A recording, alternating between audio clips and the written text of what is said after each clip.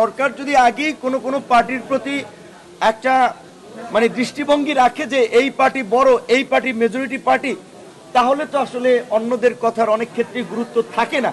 সেই ক্ষেত্রে আমাদের কাছে মনে হয়েছে যে এটা ঠিক যে ঐক্যমত্য কমিশন কিংবা সরকারের ভূমিকা কিছু কিছু ক্ষেত্রে একটু পক্ষপাত দুষ্ট হচ্ছে কিংবা কোনো দলের প্রতি বিশেষ একটা প্রাধান্য দেওয়া হচ্ছে।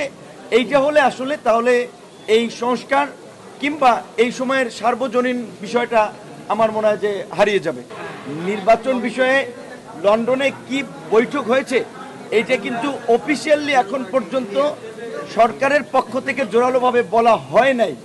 এইখানে অন্য কিছু কিছু পক্ষ থেকে বলা হচ্ছে, এইটা বোধহয় আমার মনে হচ্ছে সঠিক আপনার তথ্য না।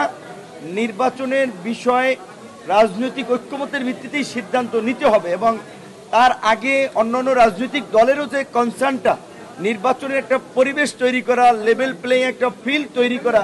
আপনারা একটা ঘটনা তো মিডিয়াতে দেখেছেন, আমার এলাকায় যাইয়ে কিন্তু যান নিয়ে কোনো মতে ফিরে আসার মতো পরিস্থিতি। কাজে এই পরিস্থিতিতে তো নির্বাচন আসলে পরিবেশ নিয়েও সবাই এখন ভাবছে।